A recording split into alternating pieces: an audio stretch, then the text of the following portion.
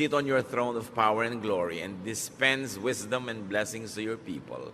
In the name of Jesus, your Son, our Lord, we pray. What is the gift of Jesus? The main gift of Jesus to us is peace. John 14:27, peace I leave with you, my peace I give you.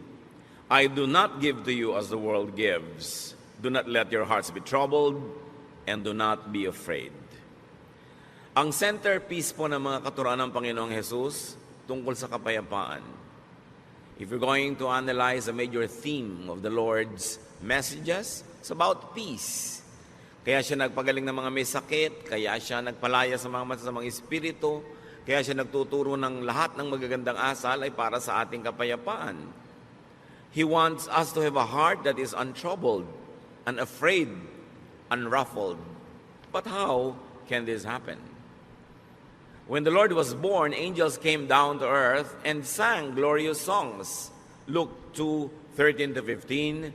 Suddenly a great company of the heavenly hosts appeared with the angel, praising God and saying, Glory to God in the highest heaven, and on earth peace to on whom His favor rests.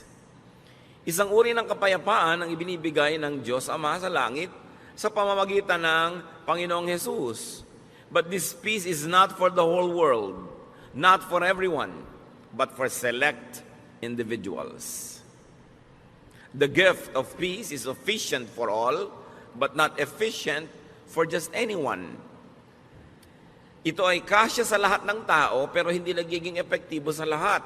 Kasi merong dapat gawin ng tao para tablan siya ng kapayapaan na ibinibigay ng Panginoon.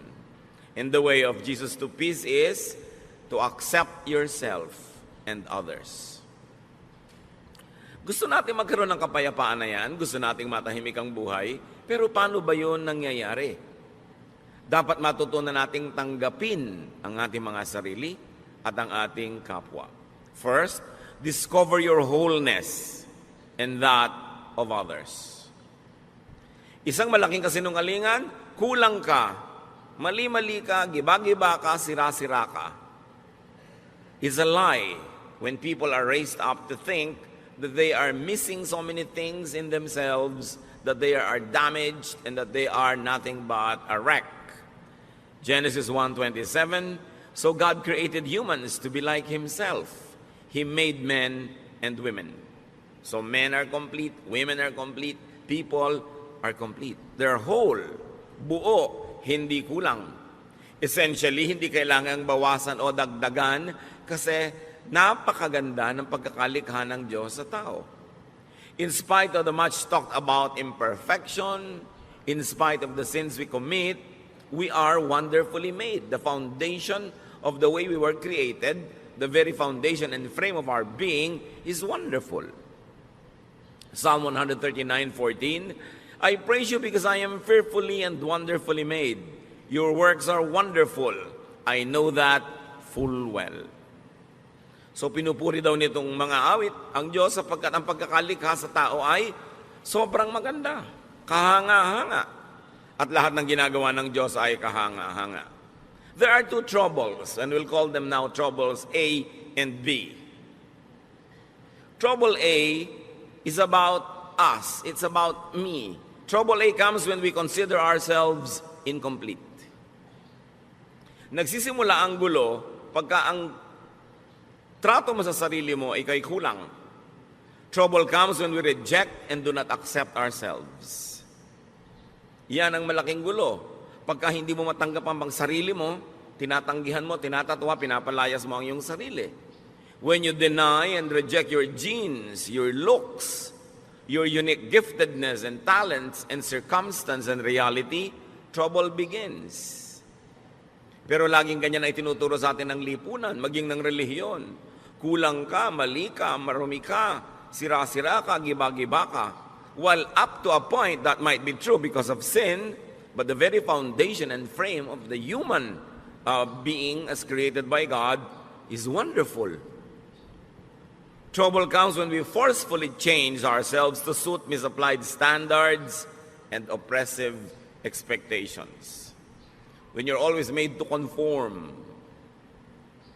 Nakikita ninyo sa kahit sa mga subject sa schools, may mga subject na scientific, may mga subject na creative, may mga subject na physical tulad ng PE, may mga subject na naka-incline sa mga numbers, meron naman sa mga social skills. Iba-iba ang kakayahan ng tao. Kaya merong iba yung may favorite subject, merong hindi nila masyadong favorite, merong mataas ang grade nila sa subject na yun, merong hindi dito. Bihira naman yung ang taas ang grade ko sa lahat. At yung mga taong matataas ang grade sa lahat, sa school, kadalasan sa practical life, doon naman sila medyo deficient. Sa love life ko minsan, saksakan ng talino sa school, pero pag dumating na sa pag-ibig, di ba? Parang walang alam. Kanya-kanya tayo ng specialties na ibinigay ng Diyos.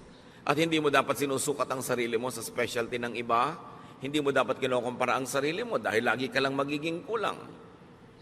Trouble comes when we depend on other people and other things to fill us up.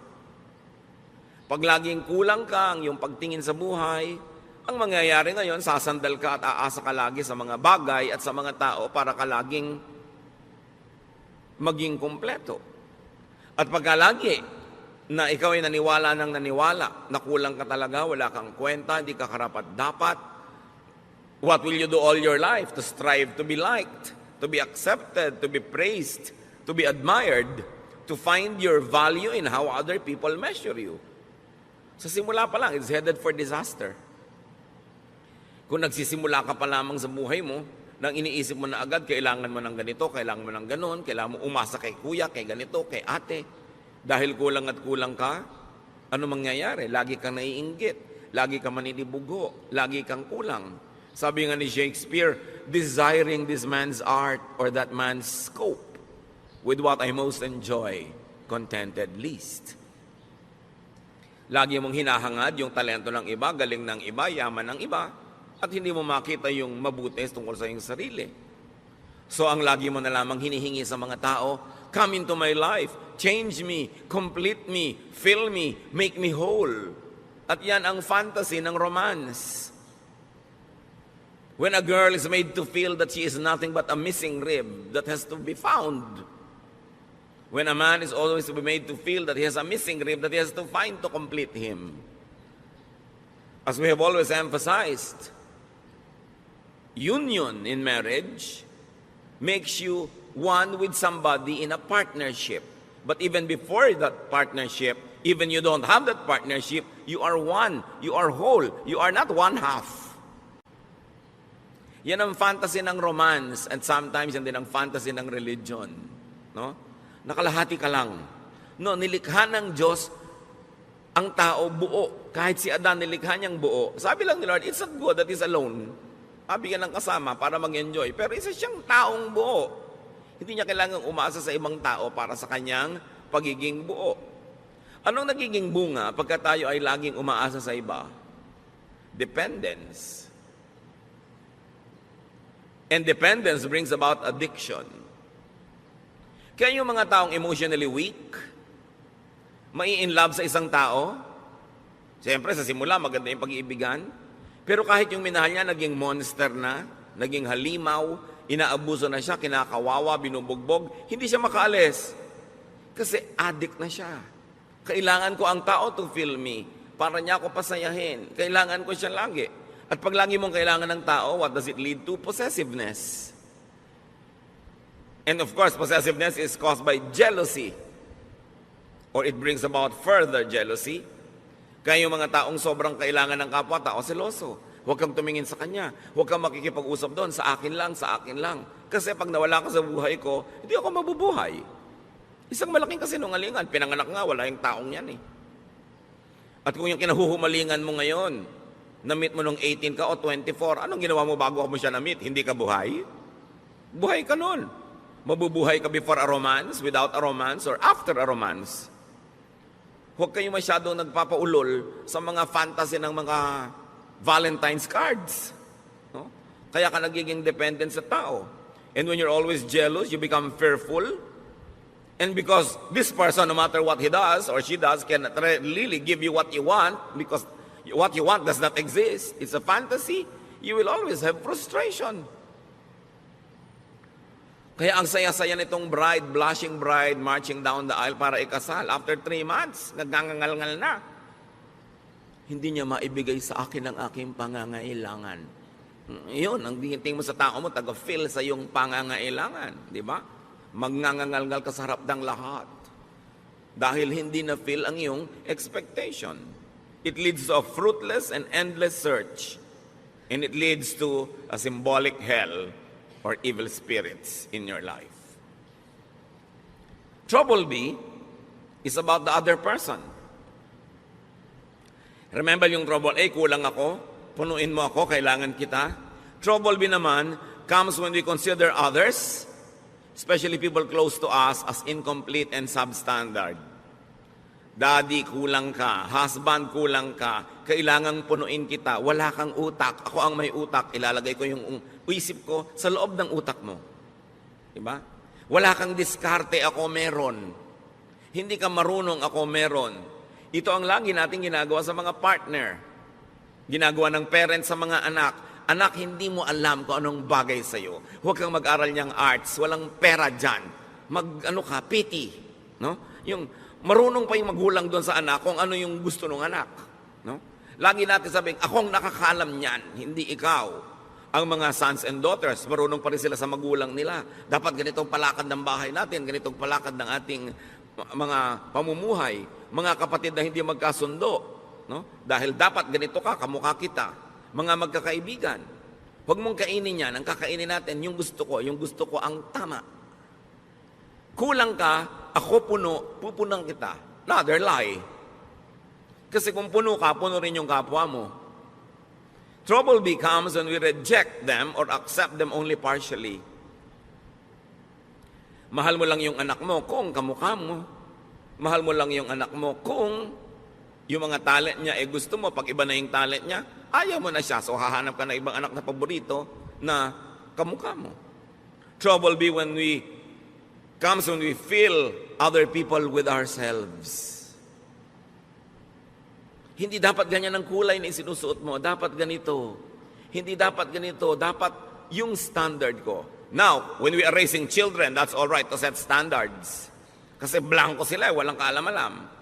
Pero oras na yung tao na de-develop na yung personality, we allow them to be how God wanted them to be. Kung paano sila nilikha ng Diyos. Kung ano yung talentong ibinigay sa kanila, yun ang dapat natin silang bigyan ng laya na hanapin nila. Yung kanilang buhay doon sa talento, sa hilig, sa galing na ibinigay sa kanila ng Diyos.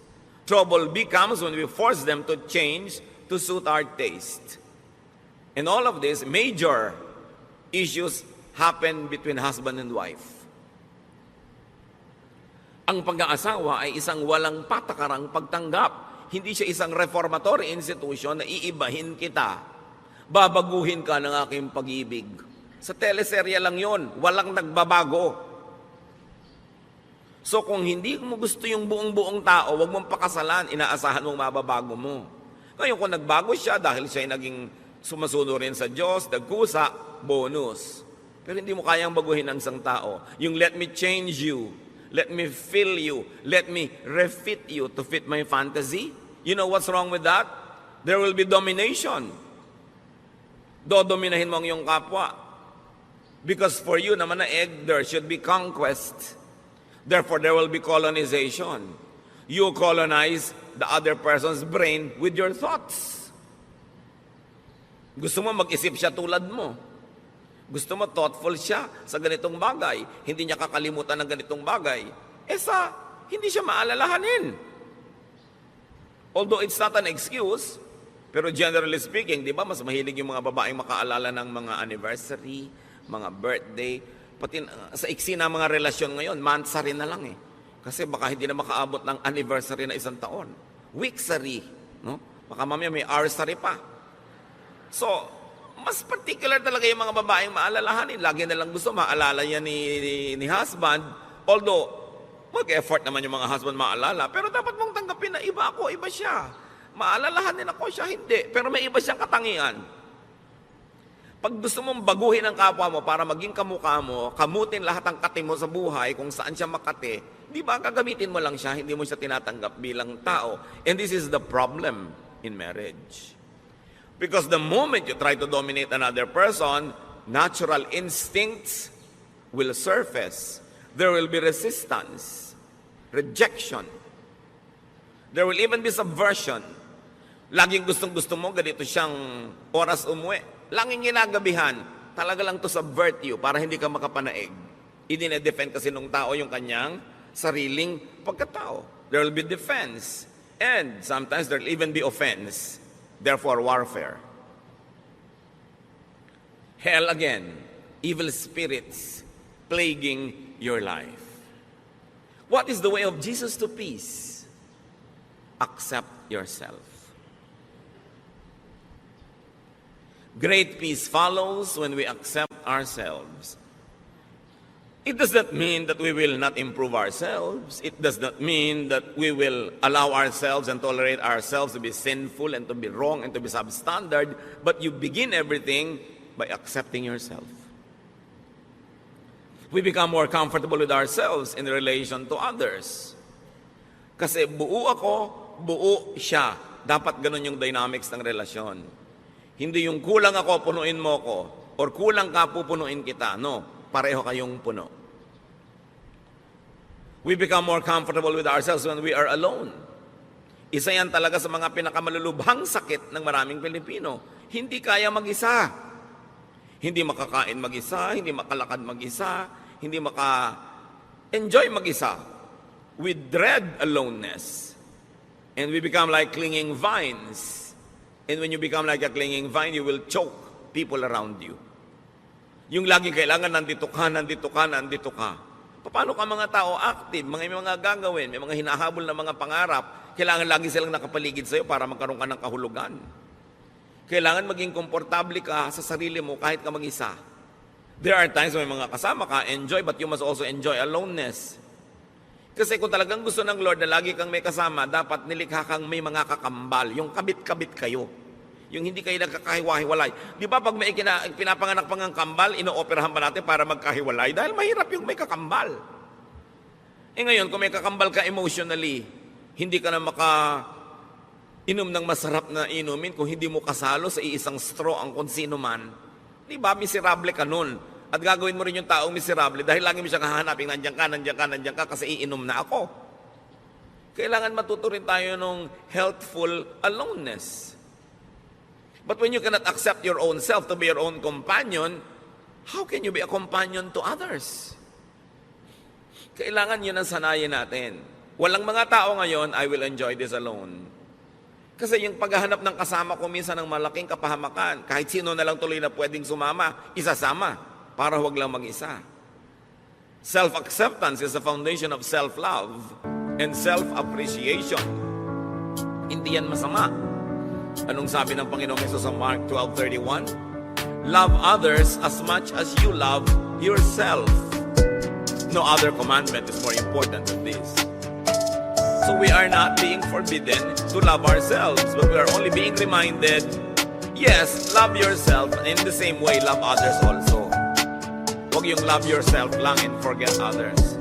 At hindi naman love others only and forget yourself. Pareho yun na mali. Irespeto mo ang kapwa mo, irespeto mo rin ang sarili mo. Hindi naman yung binabastos ka na, ang respeto mo pa. Hindi ka na nire-respect. Mahal mo ang sarili mo tulad ng pagmamahal mo sa iba. Why? Because you cannot give what you do not have. How can you understand others when you don't understand yourself? How can you be kind to others when you're not kind to yourself? How can you love others when you don't love yourself? Self-acceptance is the foundation of self-tolerance. At mahirap to be intolerant to your own self. May mga tao, lactose intolerant. Hindi sila pwedeng uminom ng gatas. Kung intolerant ka sa sarili mo, yung sarili mo hindi mo matanggap, hindi ka pwedeng mapag-isa, ano mangyayari? And self-acceptance is the foundation of genuine self-forgiveness. Many people cannot forgive others because they also never forgive themselves. So, pinahihirapan nila ang sarili nila at pinahihirapan din nila ang kanilang kapwa. Self-acceptance is the foundation of healthy autonomy. Ang tao dapat masarap na may kasama, masarap na kasama, pero pwede rin walang kasama. Kasi kasama mo ang Diyos. Kahit kailan hindi ka pwede mag-isa. Kasi tinitirhan ka ng Espiritu ng Diyos. Kumisan nga, lagi ka may kasama. Hindi ka na tuloy magkaroon ng oras sa makipagsarilinan sa iyo ang Diyos. Dahil laging may abala. Laging may iba. We should learn healthy autonomy. When we accept ourselves, when we realize our wholeness, we do not excessively depend on and attach to people and things. We socialize, we enter relationships for additional enjoyment, for mutual upliftment, not for dependence. Dapat papasok ka sa relasyon, makikipagnobyo ka, mag-aasawa ka, makikipagkaibigan ka, hindi para ka may sandalan at hindi rin para meron kang buhatin. Pareho kayong nakatayong mag-isa, nabubuhay, gumagawa ng paraan, naghahanap buhay, nag-aaliw sa sarili, nagpapasaya sa sarili, nagpo-produce sa mga bagay. Tapos, you share for enjoyment. You share for additional happiness and additional joy and pleasure. Pero hindi ka nakikipagrelasyon para ka sumandal o sandalan. Nagtutulungan kasi pampadagdag sa buhay. You are a whole, wonderful. You are an individual, an autonomous unit. Kita ninyo, bakit sabi nila marami daw ng mga Pilipino nag-i-enjoy ng close family ties? Bakit daw ang mga communities natin close ang ating mga relationship? Poverty forces us to be close. Siyempre, kailangan mo makisama sa kapitbahay mo dahil pagka nanganganak yung asawa mo sa madaling araw, makikisakay ka sa tricycle ni Mang Tomas. So pagka naglilinis si Mang Tomas, tutulungan mo siya. Ang ganda ng samahan nyo. Pero subukan mo, lahat kayo may kanya-kanyang tricycle. Ganun ka pa rin kaya ka nice?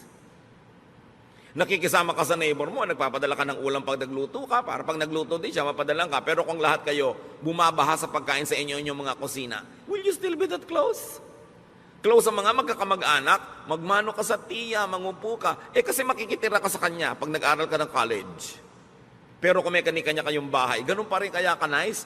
Dapat ganun pa rin nice or better. Doon mo lang malalaman na nice ka talaga. Kasi nice ka, hindi dahil lang umaasa ka o sasandal o may kailangan ka sa kanya. Kaya tingnan nyo nangyayari sa mga komunidad na yumayaman at umuunlad, nababawasan yung pakikipagkapit-bahayan, which is negative. Dapat hindi ganon. Kaya si Aling Junicia ayaw tumira sa Forbes Park. Ang tataas daw ng mga pader, wala daw kapitbahay. Siyempre kasi hindi mo naman kailangan ng neighbor mo, may kotse ka, kung may pangangailangan ka, may sarili kang gym, may sarili kang ganito, may mga katulong ka. You don't need to be nice to your neighbors. But poverty requires you to be nice. Poverty makes people stick to each other. Now, translate that to emotional poverty. When you're emotionally poor, you always want people around, you will cling because you need and you want help.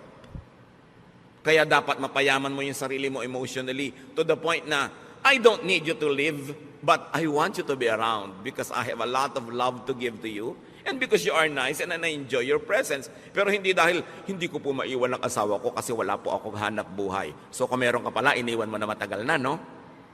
So hindi ka lang nandyan dahil love mo siya kasi nakasandal ka. So ina-advise ko nga kahit sa mga babae, magnegosyo kayo, maghanap buhay kayo, para kung talagang hindi nyo matiis, binubusan kayo ng kumukulong tubig, pinapakuan kayo sa inyong bungo, ginagapos kayo sa langgaman, malayasan nyo. Hindi ako makalayas dahil wala akong kakainin, wala akong gagasin, so hindi mo lang kanyan dahil mahal mo kasi dependent ka. At kung economically, dapat autonomous ang tao, dapat autonomous ka rin emotionally. Hindi ibig sabihin, magpapader ka na, hihiwalay ka na dahil hindi mo na kailangan. Pero pagka hindi mo kailangan yung neighbor mo, tas hindi ka pa rin nagpader, nakikipagmabutihan ka pa rin, ibig sabihin, genuine. Yung pakikipagmabutihan mo, walang ulterior motive. Kaya sobra ang pakikisama system natin sa Pilipinas kasi umaasa tayo sa kapwa. Kaya tingnan nyo yung mga financially independent, hindi na masyadong nakikisama. Kasi hindi ka na nila kailangan. Pero hindi yun ang dapat mangyari. Hindi kita kailangan, pero nakikisama pa rin ako sa iyo kasi nice ako talaga at nice ka rin naman at mas masarap yung buhay na magkakasama tayo. Yun yung si Adan it's not good to be alone. Pero pwedeng alone. In other words, people are additions to our happiness, not a wall to lean on. Kung yung titingnan yung mga asawa, kamag-anak na nandyan lang kasi dapat kong asahan. Strive to be autonomous. At saka yung mga asawang babae na walang ka-income pero tumanda na kayo, nagka-losyang-losyang sa pagtatrabaho sa bahay, ang totoo niyan, dapat binibigyan kayo ng allowance ng asawa nyo na inyo talaga. Di ba? May allowance sa mga bata, but ang wife walang allowance. Ang ibinibigay mo, pamalengke. That's for all. Eh, yung siya, paano? Di ba? Tapos birthday niya, reregaluhan mo pa ng magandang kaldero para maipagluto ka na naman niya ng masarap. Bibigyan mo ng kalan, ng refrigerator. Ang wife, pag nireregaluhan, yung pang kanya, hindi yung pang lahat. Kasi regalo mo rin sa sarili mo yun kung kalan. Diba? Kailangan yung pang kanya. At kung sasabihin, ako naghahanap buhay, subukan yung mga wives, huwag kayong gumawa sa bahay. Kung may isuot yung mga asawa nyo pagpasok sa opisina, kumedat ng pagkain, siya ang magbayad ng mga Meralco, pumila sa mga bayarin na tubig, subukan nyo. Kaya dapat yung mga wives may sariling allowance yan. Para hindi naman kung bigla gusto kayong layasan, walang pamasahe. Gusto magpakamatay, hindi makabili ng lason. Kasi talagang walang kapera-pera. You should strive to be autonomous. So that you say, husband, I stay because I like, not because I need you. Not because I depend on you. It's a distorted kind of relationship. So poverty reduces people. Emotional poverty also reduces people. Kaya dapat pinapaunlad mo yung buhay mo economically, pinapaunlad mo yung buhay mo emotionally, kaya mong tumayo sa sarili mong mga paa kasi nilikha ka ng Diyos buo. Tingnan niyo yung babae na nakapanayam ng Panginoon sa balon. Paborito kong karakter na to kasi yung buhay niya talagang tayo yun John 4:15-18.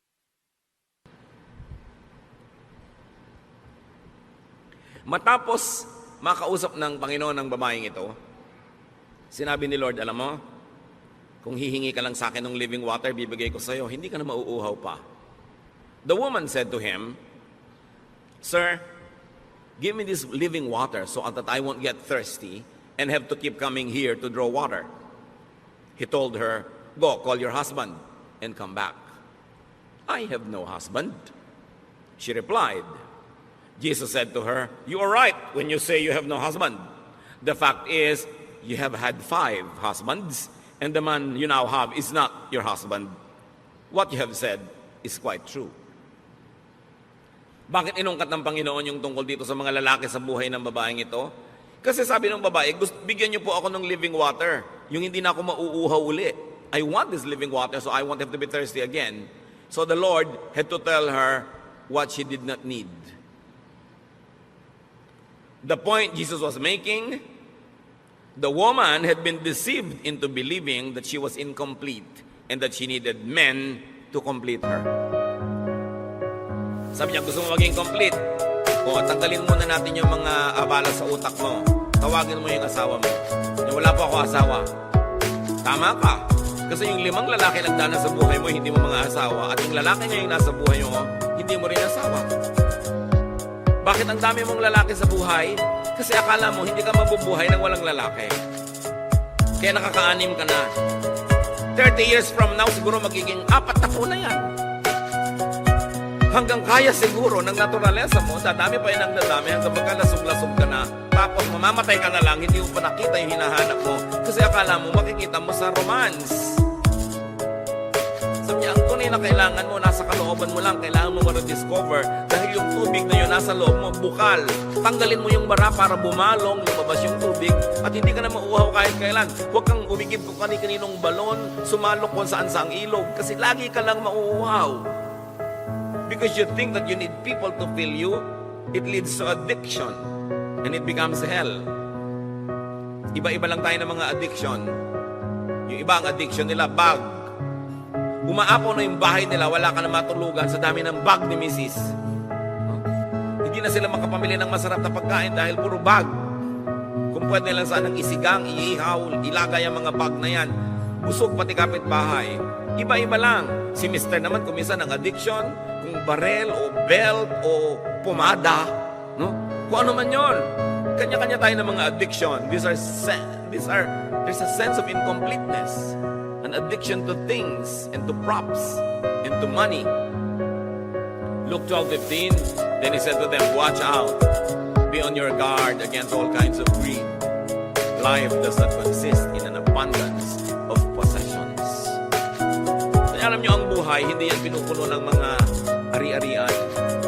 At yung possessions na yan, bagay man o tao, tulad ng babae na to, nakakaanim na ng asawa. Sabi, hindi yan ang buhay. People get deceived that they need many things to be whole.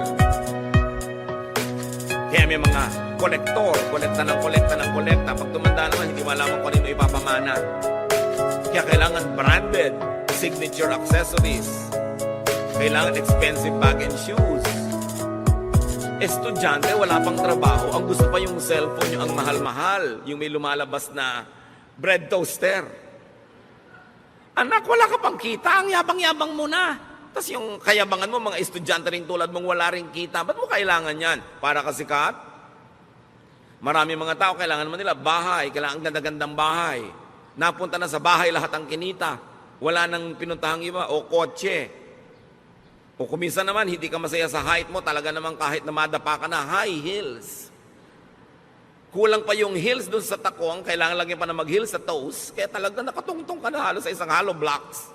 Hindi ka na makalakad. Yung iba talaga hindi kontento sa ilong nila, kailangang taasan, kailangang kitiran, kailangang bawasan ng panga, kailangang bawasan ng baba, kailangang liitan ng mata, etc., etc. Laging kulang. Sign that you don't accept yourself. Ngayon, hindi naman masama yung up to a point, a little improvement here and there, pero nanganib na yung buhay mo at namatay ka na sa operating table dahil bina-vacuum ang mga body parts mo, parang dangerous na yun. Ano sabi niya sa 1 Peter 3:3-4? Don't depend on things like fancy hairdos or gold jewelry or expensive clothes to make you look beautiful. Kita nyo yung look. Actually, hindi ka beautiful. You only look beautiful. Sabi niya, be beautiful in your heart by being gentle and quiet. This kind of beauty will last, and God considers it very special. O huwag nyo namang lihim tanggalin yung mga baon-baon yung hikaw. Hindi naman masamang maglagay, pero sabi, huwag nyong iasa ang kagandahan nyo dyan sa mga yan. Kayo, maganda na yung karakter nyo, meron pa kayong konting pampa-enhance, nice. Pero kung nagiging mitya na ng inyong buhay, ang hirap-hirap magbayad at hulugan, titigilan nyo ang mga kahangalan na yan. Sa ganon, alam nyo ang tunay na magandang babae, sabi yung mabini, yung banayad at tahimik. So anong tawag sa mga madadaldal at maiingay na babae? Bahala kayo. Di ba? Sabi, ang kagandahan niya nandyan, yung matining ang loob, matibay ang loob, maganda ang kalooban. Yan ang gandang pinapahalagahan ng Diyos at yan ang gandang hindi kumukupas, hindi na i-snatch, hindi na nanakaw at hindi huhulugan sa Bombay. Sabi, kailangan ganyan na tinitingnan mong beauty. Timpladong katahimikan. 1 Timothy 6:8-10. So we should be satisfied just to have food and clothes. Ibig sabihin, we should be satisfied with basic things. People who want to be rich fall into all sorts of temptations and traps. Yung rich, pwede niyong palitan ng people who want to be beautiful or sexy or fairy white o kaya people who want to be tan. Lahat ng gusto niyong palitan sa inyong sarili fall into all sorts of temptations and traps. They are caught by foolish and harmful desires that drag them down and destroy them. The love of money, or you might say the love of other props, the love of cosmetic surgery, causes all kinds of trouble. Some people want money so much that they have given up their faith and caused themselves a lot of pain. Kung kailangan, tanggapin mo yung sarili mo. Kung may konti ka lang may improve na hindi sobrang magastos, hindi dangerous to your health at easy to maintain, pwede. Pero kung magiging pasanin mo sa buhay, yung sa dami ng operasyon mo sa mukha, tawang-tawa ka na, sabi mo pa. Kasi hindi ka makatawa dahil mapipilas yung pisngi mo, parang kawawa ka naman. Diba? Yung hindi ka na makahinga dahil sobrang diliitan na yung butas ng ilong mo.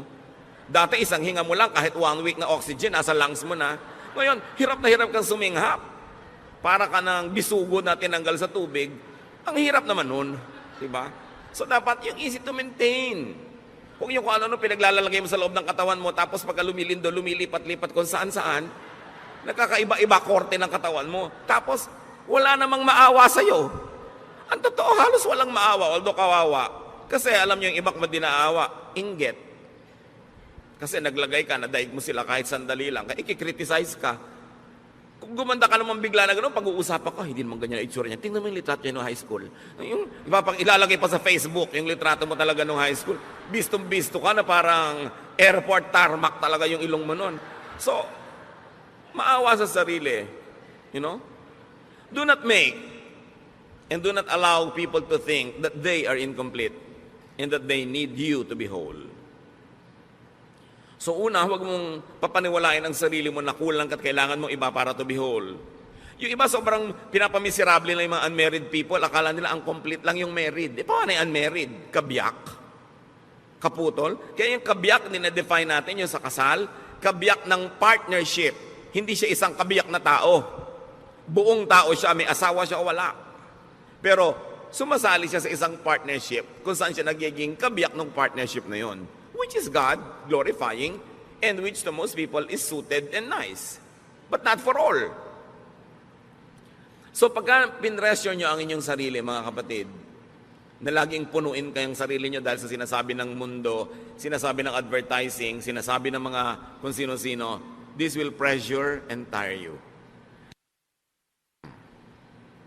Pagka rin meron kayong laging pinasandal sa sarili nyo, hindi na kayo makakapahinga. This will disempower them also. Kaya yung mga hindi makakain habang wala yung husband, bakit dala ba niya ang lalamunan mo? Diba? Yung ano yan blackmail para umuwi ka sa oras, which is good, nag-asawa ka rin lang, uwiin mo na maaga para sabay kayo, pero hindi naman yung talagang nakaabang doon at may kandila pa to make you feel guilty dahil wala ka pa. Paano kung talagang wala ka pa, may kailangan kang gawin? Minsan yan mga blackmail na lang no? Minsan, ang sarap siyempre nung family, kumakain lagi sabay-sabay, very ideal, parang sine. Pero sa tunay na buhay, siyempre may nata-traffic, may nag-overtime, merong may kailangan gawin, it can be very oppressive pag laging gusto nyo yung mga ganun seremonya. Masarap yun paminsan-minsan at pag natural at likas, pero pag pilit na, it becomes oppressive. Pag laging ganun ang pamamalakad mo sa iyong pamilya, anong gusto ng mga anak mo lahat? Makawala, mag-asawa ng maaga, tumakas, para lumaya. Kasi maraming opresyon. So, parents, spouses, do not drill into people's minds that they are incomplete, that they are defective or unfit or ugly or poor. Alam niyo kung sino gumagawa nun? Advertising. Hindi dapat ginagawa yun ng magulang. Kulang ka, kailangan mo itong produkto namin. Kaya mga magulang, ganito lang ang grade mo, ganyan lang ang grade mo. Kung nakikita nyo that they're doing their best, meron sila sigurong ibang kakayanan. Huwag silang paghanapan ng wala sa kanila. So, to have peace, accept others. Romans 15:7, accept one another, just as Christ accepted you. Kung paano ko tinanggap ng Diyos, warts and all, walang patakaran, buong pagtanggap, ganun daw ang gawin mong pagtanggap sa kapwa. But instead of accepting others, we insist on reforming them. It's God's work, not our work. And we reject them when they don't comply with our specifications. Kaya marami mga tao, lumalaki sila emotionally sick because their own parents reject them. They are compared with another sister or a cousin or a classmate or a neighbor, and they feel rejected. And once rejected, people also tend to reject others because they become defensive. Kaya ang dami mga tao emotionally poor. Kaya yung mga nare-reject na ganyan, meron lang isang magpakita ng konting kabaita na regaluhan ng ng 3 araw na sunod-sunod, na in love na. Paano? Uhaw na uhaw sa acceptance.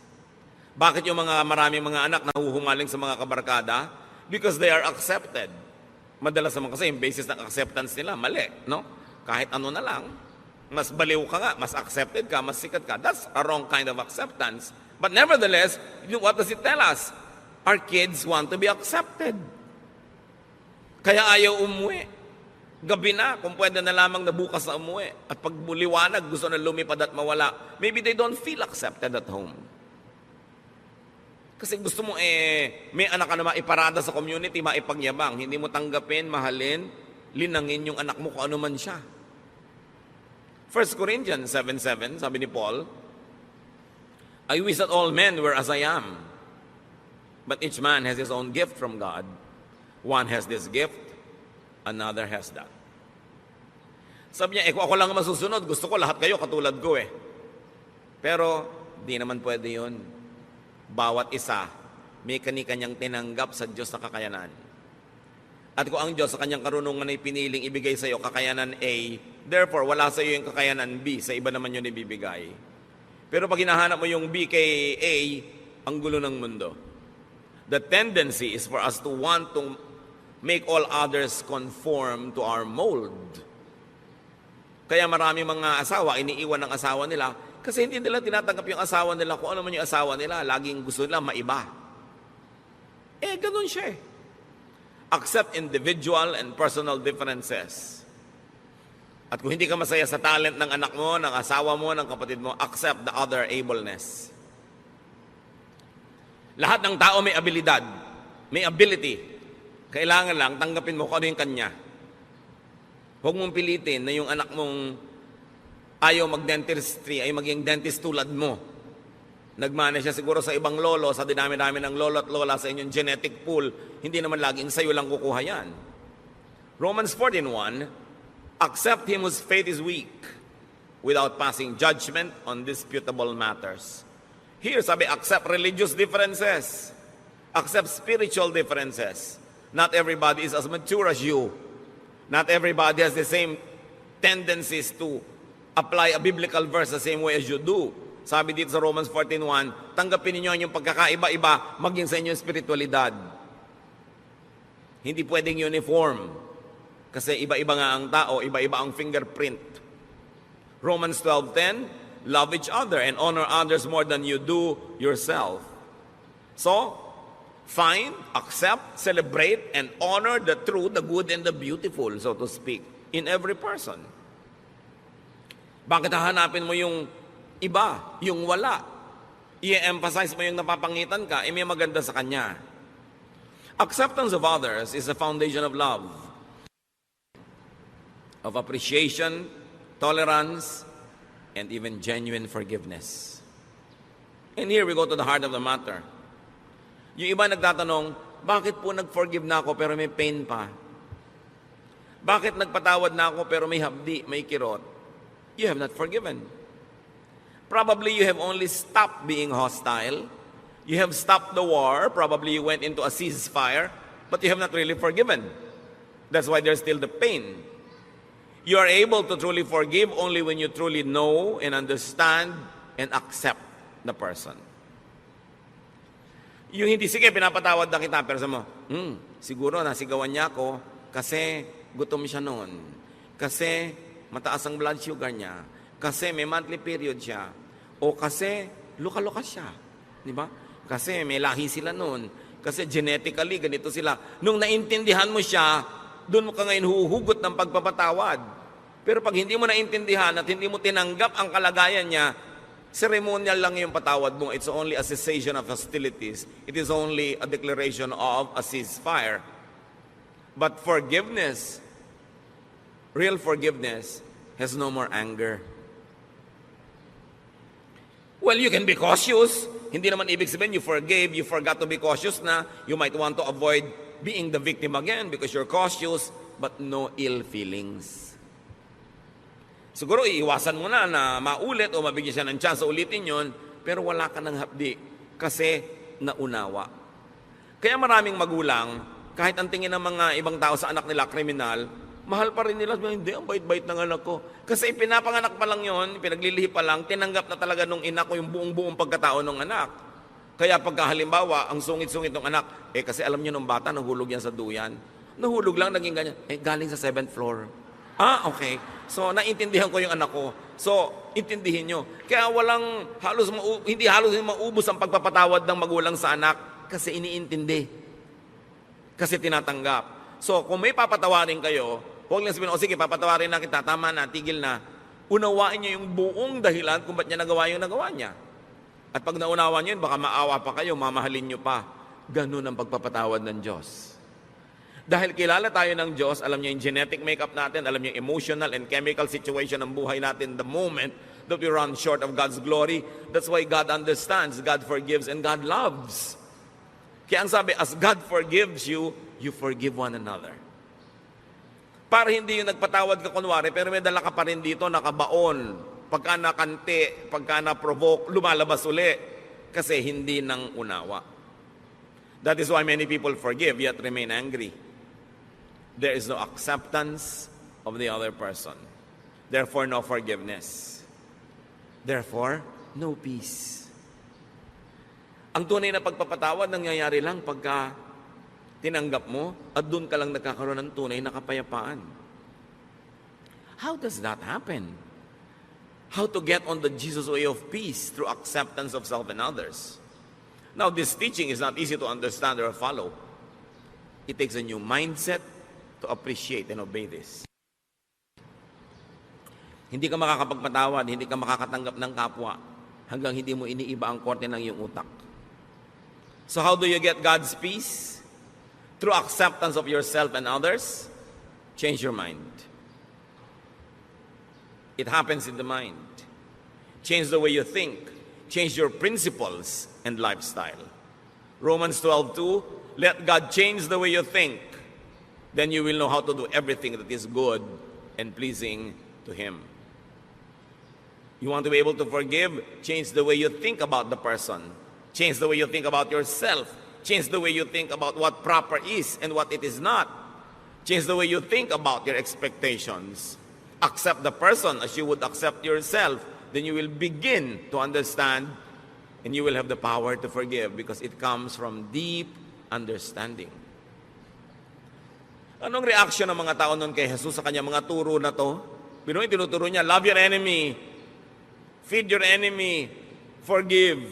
Mark 1:27, the people were so amazed that they asked each other, what is this?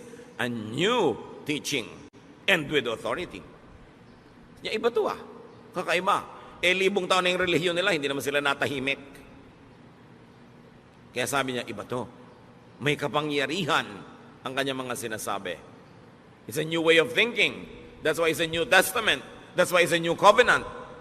Matthew 18:3, and He said, I tell you the truth, unless you change and become like little children, you will never enter the kingdom of heaven. So you might want to apply that to eternal security and salvation and exemption from hell. Apply it as much as you want. But I suggest that you also apply it this way, that unless you begin to think in a new way, you will never enjoy heaven on earth.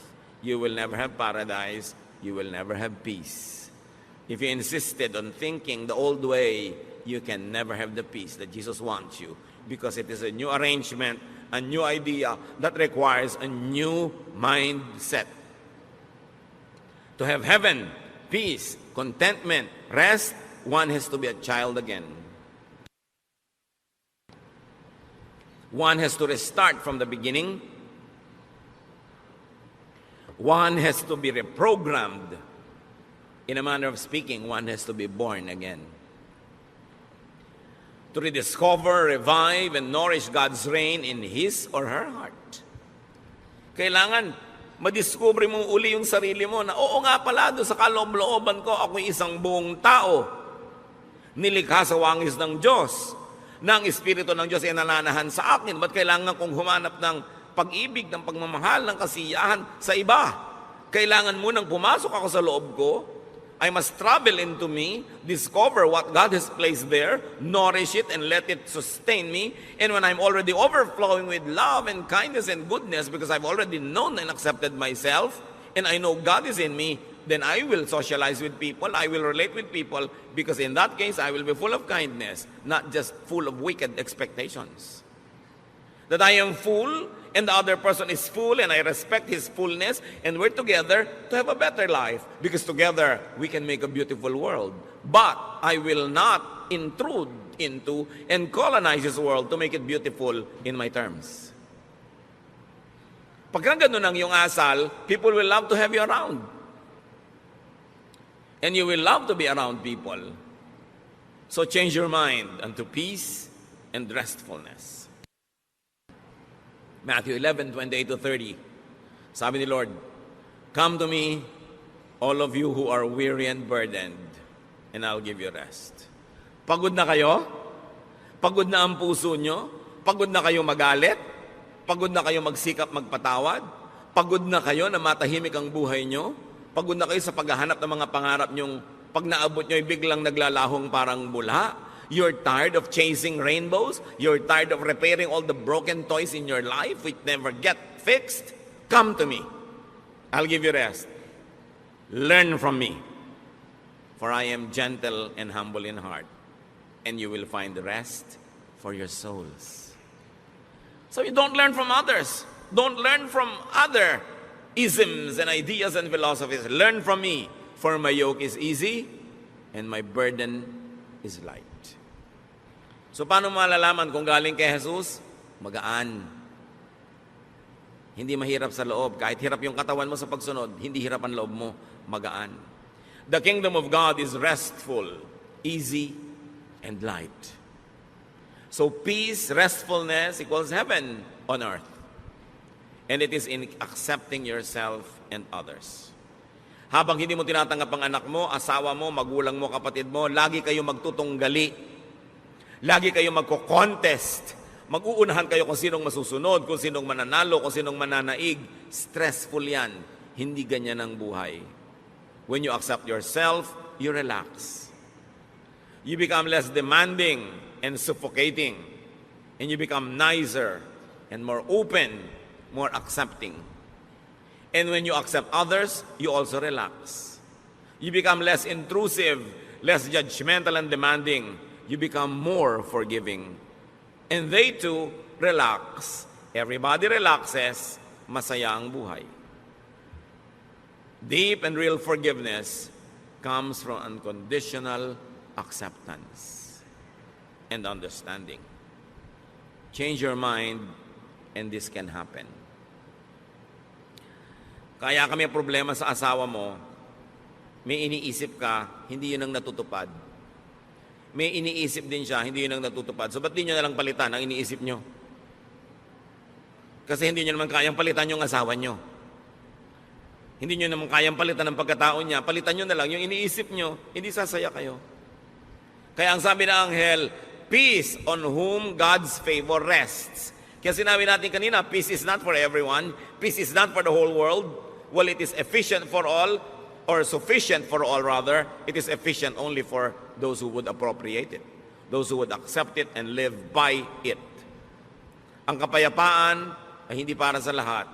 Ito'y para lang doon sa willing na baguhin ang kanilang pamamaraan ng pag-iisip, baguhin ang style nila sa buhay, tanggapin ang mga sarili nila and improve from there, tanggapin ang kapwa nila, hanapin kung ano yung totoo, maganda at kaibig-ibig sa kapwa, contribute goodness to others, but do not colonize their minds, then there will be peace on earth. Ano mga kapatid, ang hindi nyo matanggap tungkol sa sarili nyo, hanggang ngayon, tanggapin nyo na, huwag kayong tatayo dyan ang di nyo pa tinatanggap. Kasi sayang naman ang pagod na lalamunan ko dito. Diba? Kailangan tanggapin nyo yan. Kasi sayang din na magiging pagod yun noong araw at patuloy pa magiging pagod nyo habang buhay. Itinatago nyo yung kung anong totoo sa buhay nyo. Ba't di kayo magpakatotoo? Diba? Yung lalo kung may edad na, huwag na kayo masyadong magkapal ng foundation. Lagi nakahalata kasi pagtawa nyo, nagkakrak-krak dito. Para kayong moryones. Diba? Yung manipis na lang. Ganun talaga, tumatanda ang tao. Diba? Alangan namang tumanda ka, mukha ka manyika. Mapagkakamalang kang mangkukulam. Dahil ba't hindi tumatanda ang itsura mo, tanggapin nyo lahat yun. Accept the force of gravity. It rules us all. So, natural lang yun. Tanggapin nyo yan. Yung mga asawa nyo, tanggapin nyo talagang lumalaki na ang tiyan ni mister. Hindi ba? Pagka naman lumiliit yung tiyan niya, ninenervyos kayo, baka may nililigawang iba. Yung tanggapin nyo yung anak nyo, what about you? Can't you accept? Accept it. Kasi yan kayo eh. Para kayo matahimik. Now, if you want to improve, improve. Now, accept everyone else around you. Gusto nila mag-improve? pwede siguro kayo mag-suggest, magbigay ng konting mga clues how you might want to contribute to that growth, but don't impose.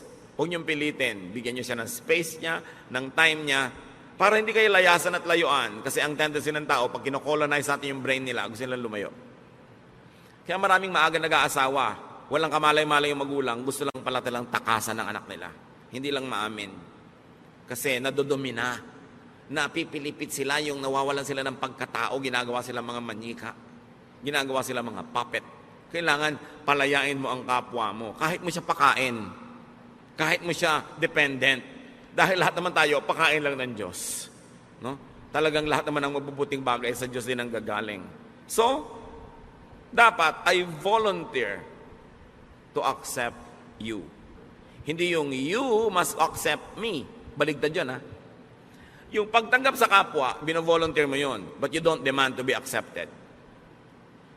Dahil pag i-demand mo, ide-demand din niya, magkakagulo uli ang mundo. That has to be volunteered. And what is important, tanggapin natin ang mga katotohanan, baguhin yung mga pwedeng mabago, improve nyo, hindi yung pwedeng ma-improve, pero yung talagang nandyan na, live with it and learn to be happy with it. And also with your loved ones. Ama namin sa Diyos, sa langit, aming Diyos. Salamat po dahil tinatanggap nyo kami. Salamat dahil nilikha nyo kami na wonderful. Not to our credit, but to yours. Salamat nyo likha nyo kami, Lord, na great. Because you're a great God and we are in your image. Therefore, there must be greatness in us. Turuan mo kaming mahanap yon, ma-celebrate yon, at tulungan mo rin kaming mahanap yon sa kapwa namin at ma-celebrate din namin yon.